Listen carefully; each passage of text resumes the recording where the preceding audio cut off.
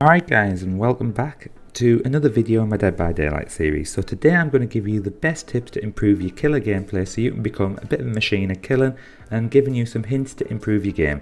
This guide is going to be aimed at beginners in the game, but I'm hoping it answers all your questions and gives you a good head start to playing killer on DBD.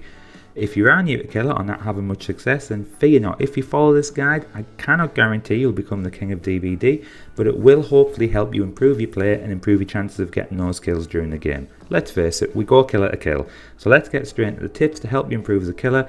And just before we start, there is a quick timestamp on the screen of what we will cover, and a timestamp will be in the description too. So let's get straight into the first tip. Before you even consider loading into the game and trying out your luck, you must get your choice of killer correctly. The killer choice is going to have a serious effect on your gameplay. You pick a killer and it will ensure your playstyle will alter based on who you play. For example, you pick the trapper or hag, then you're going to spend the first moment setting up traps, setting up a bit of a network and getting a strategy together for the rest of the game. I can spend so much time discussing all different killers, but in this video is going to be hours long. If the video does well and you guys get a lot of success out of it, I can do another video about the killers, but I do have guides for various killers out at the moment. That's going to help you understand the powers, perks and what sort of game and strategy you will have to use with them. These videos are linked above. Now you have selected your killer and now it's time to select your perks. If you are new to the game, you might not have the available perks to get the best out of the killer. You need to really look at splitting your perks with a mixture of slowdown perks and chase perks. Personally, if you have access to them, perks such as Pop Goes the Weasel, Thrill and Tremors, Barbecue and Corrupt Intervention will help you with tracking and slowdowns.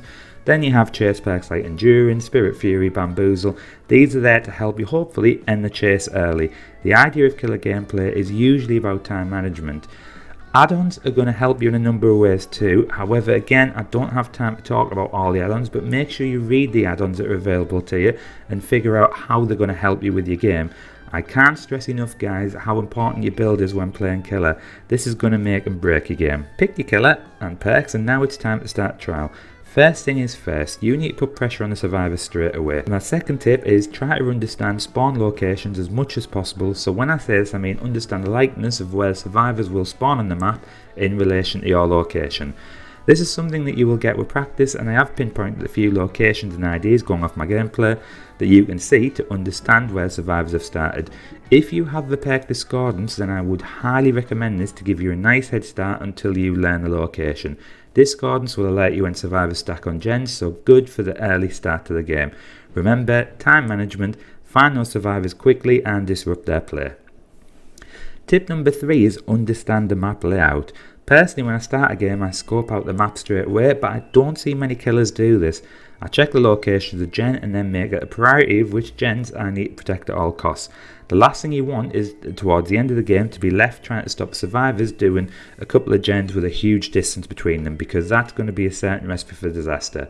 I've mentioned to players before and they've said, well, we followed this tip but the gens got done really quickly and you told me not to worry about certain gens. I don't mean don't protect them, guys, I just mean prioritise the ones that you are happy to lose. Obviously, if you don't visit those gens, then you're not putting any pressure on, but your whole strategy, so if you see survivors working on the important gens, then get them off quickly.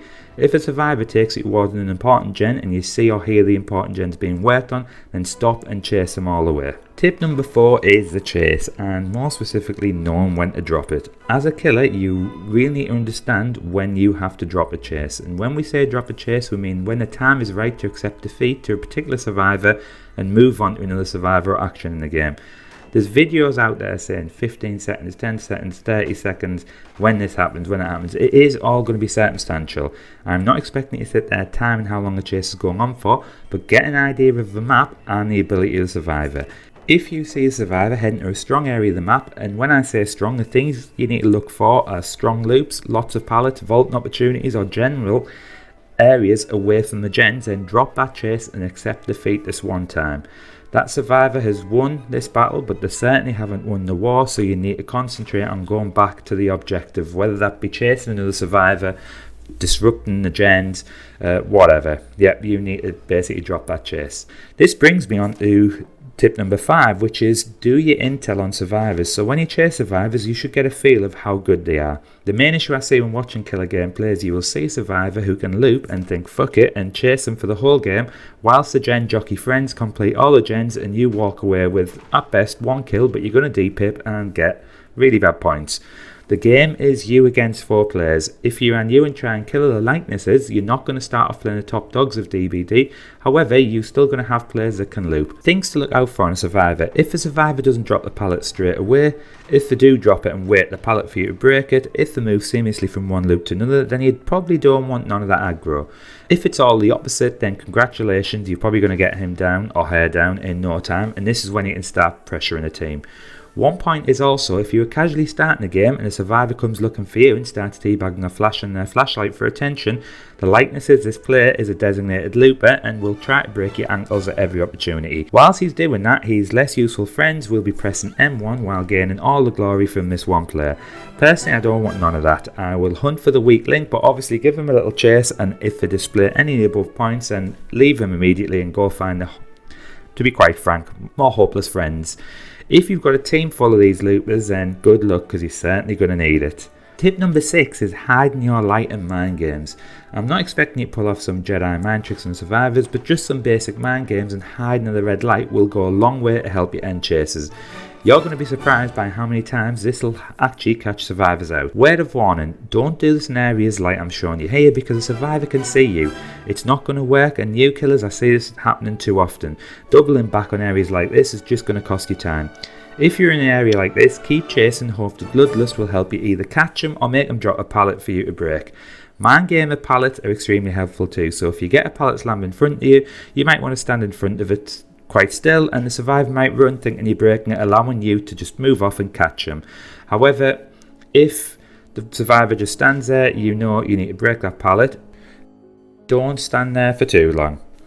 Okay, so tip number 8 nicely brings us onto it. We are going to speak about pallets. It's always important to learn which ones have to be broken and which ones you keep. And I've seen a number of inexperienced killers leave pallets when they should be broken and break an unsafe pallet. For example, if a survivor drops a shack pallet, you aren't going to be able to mind game that. You need to break it ASAP, so don't be hanging around the window or trying to moonwalk or anywhere around that, because you're asking for defeat right there. The best way to look at it is look at a distance to catch a survivor. If there's long barriers before you reach a pallet, and this pallet needs to be broken. One thing you can do, which is also associated with mind games, is think of which side you want the survivor to be on whilst you're breaking it. If you have a dead zone to the right and you need to push the survivor that way before breaking a pallet, a dead zone is an area that has no loops or pallets, so you can pretty much shove your weapon up that survivor's ass at any point in these zones. Tip number 8, camping, slugging and tunnelling. They're all going to be terms that you've heard a number of times throughout your time on DBD, so let me explain what each term means and then discuss these in more details. Camping is when you hook a survivor and stay around the hook to secure the kill. In certain ranks you might get away with it and catch survivors who are going to be over the top trying to rescue their friends. In red ranks it's definitely a surefire way to lose the game, and to be perfectly honest, it's a certain way of de-ranking. Good survivors will find a way to beat us, and whilst you are spending time around the hook, the top survivors will be punishing you by completing the gens. Practice playing without camping. However, I want to clarify that if you hook a survivor and then you see another survivor and this survivor is looping you around the hook, that's on them. This isn't your fault, this is their fault. This isn't classed as camping, but knowing when to do that is essential. But my biggest tip is try not to camp, because you might get kills that game, but you're not going to learn how to play the game and put pressure on the other players. It's all about playing a situation. If you hook a survivor and just decide to stay there whilst the gens are being done, then how are you going to improve? And ultimately the goal is for you to get good. Slugging is when you down the survivor and leave him down. This is again situational, because if you're running out of time and gens are flying quickly and you see a few players stacking together, then you can slug them to the floor and give chase to others. This is putting pressure on the survivors to come and rescue without wasting the time going to the hook. So like I explained, when you should slug is when you are under time pressured and you want to put a bit of snowball effect on that team. I wouldn't slug straight away, because sometimes, ultimately you're getting the points, most points for the hooks. Always learn when to slug and when not to. Okay, so last phrase is tunneling. Tunneling is when you go after the same survivor once they've been unhooked. I've played a survivor, and tunneling against you is not fun. Basically what you're doing, you're picking on the weak link, and again against good teams the rest will make sure to punish you by completing the gens. Now I have certain rules, but this is again circumstantial. If I see the unhooked survivor with a teammate, I'll go for the teammate. If I unfortunately happen to just come across the unhooked player and no sign of the fit survivor, then I will down the unhooked survivor and just leave him slugged.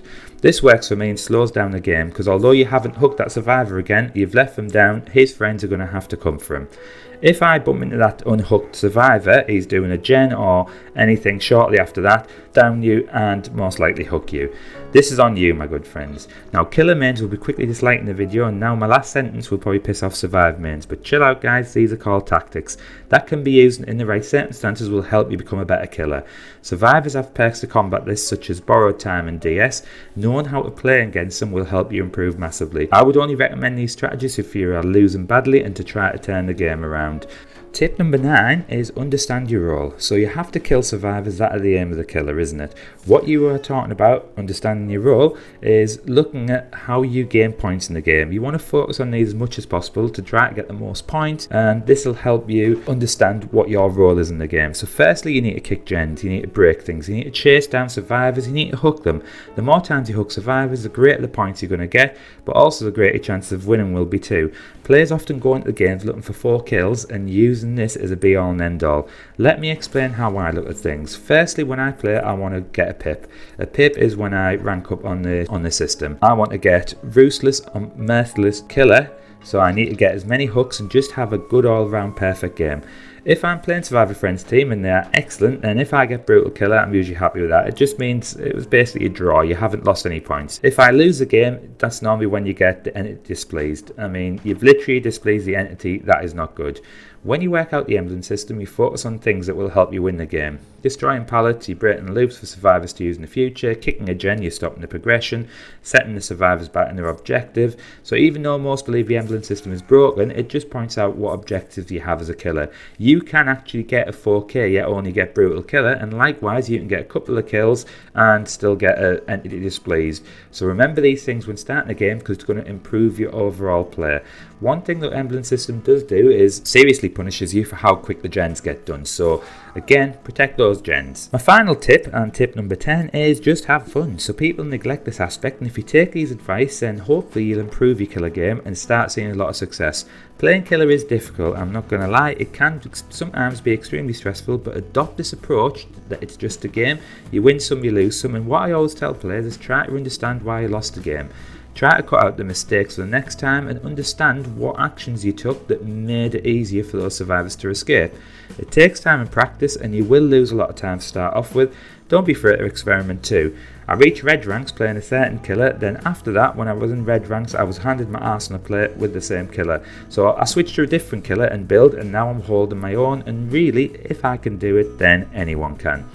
Hope you enjoyed the video guys, and let me know below, have I missed anything out, anything that you agree or disagree on, and if you do enjoy my content, then please take a moment to press that subscribe button, click the notification bell to be alerted when I release any more videos. Thanks guys.